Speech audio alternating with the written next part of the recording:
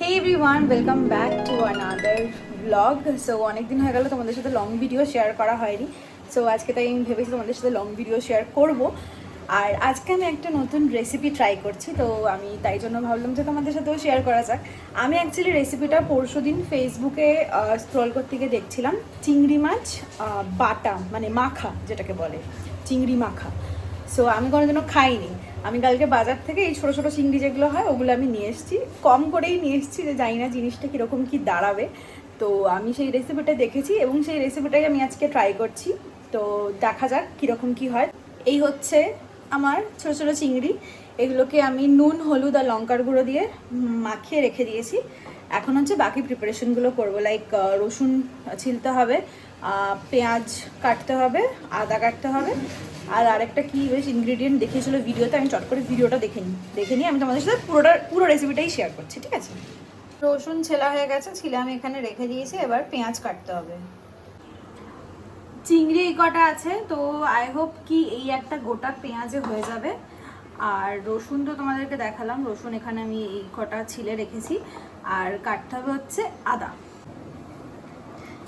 Camera setting নেই আমার, ঠিক আছে? তাই মানে এরম দাঁড়ালে তো আমার মুন্ডুটাই এরম কনিষ্কর মতো কেটে যাচ্ছে, আর এরম দাঁড়ালে তো আমি এরমভাবে পেঁয়াজ কাটতে হবে আমাকে, ঠিক আছে? ঠিক আছে, এরমভাবে পেঁয়াজ কাটবো।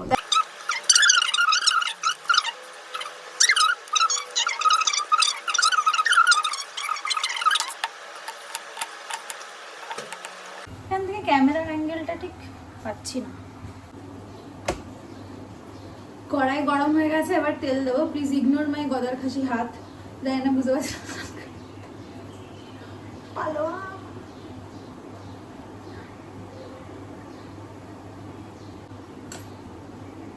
আমি পুরো রান্নাঘরে শুকনো লঙ্কা খুঁজছি, অথচ শুকনো লঙ্কার যে বয়ামটা আছে সেটার উপরেই কেত মেরে ফোনটা রেখে শুট করছি। কড়াই গরম হয়ে গেছে, গ্যাসটা কমিয়ে দেবো। ফার্স্টে দেবো হচ্ছে দুটো শুকনো লঙ্কা চিড়ে, যাতে না ফাটে, দিয়েই সরে আসবো।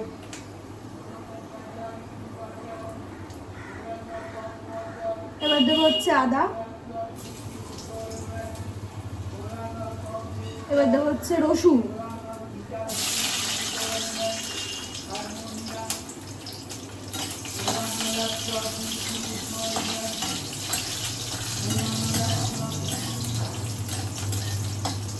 দেবো হচ্ছে অল্প করে কালো সর্ষে,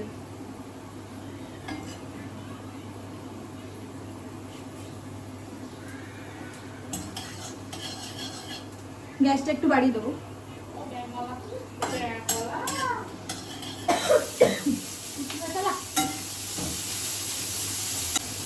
মা এখন আমায় দিল লাস্তি, কিন্তু মা ক্যামেরার এই পারে আসবে না। মা আসো, এই তো আমি এখন খাবো।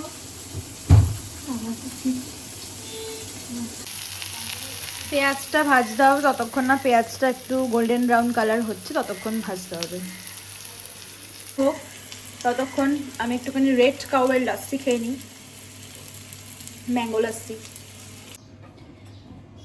পেঁয়াজ আর রসুনের কি বলবো ভাজা হয়ে গেছে, এটা তুলে রেখে দিয়েছি।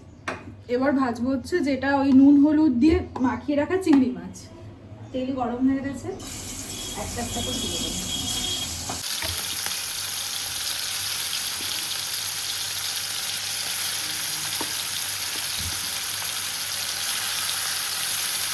চিংড়ি মাছগুলো ভালো করে ভেজে নেবো, এই এপিট ওপিট করে।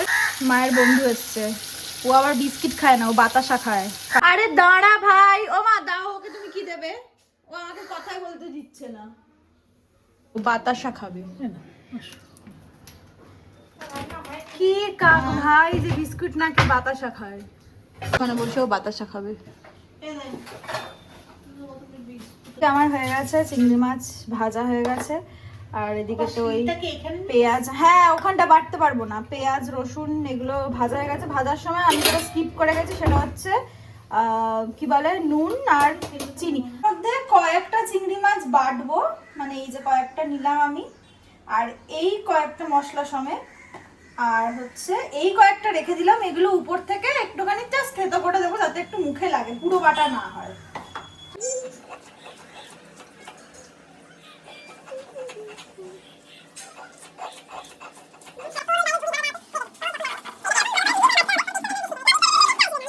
গাইস এরকম ভাবে শিলে বাটতে হবে, এরকম ভাবে হাত চালাতে হবে।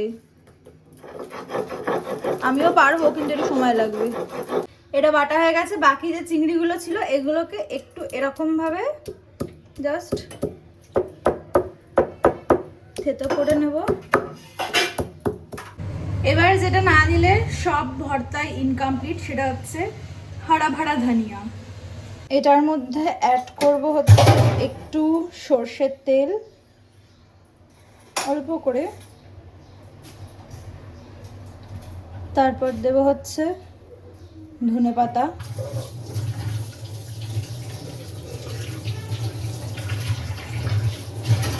দিয়ে এটাকে ভালো করে মাখিয়ে নেব।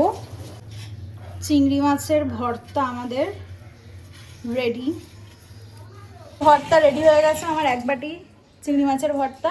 এটা হচ্ছে এখন আমরা স্নান করে দুপুরবেলা ভাত দিয়ে খাবো, তারপর তোমাদেরকে রিভিউ দেবো যে ব্যাপারটা কি দাঁড়ালো।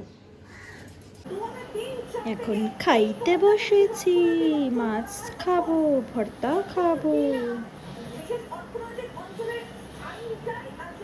ব্যাস। ভর্তা ফার্স্ট টাইম ট্রাই করেছি।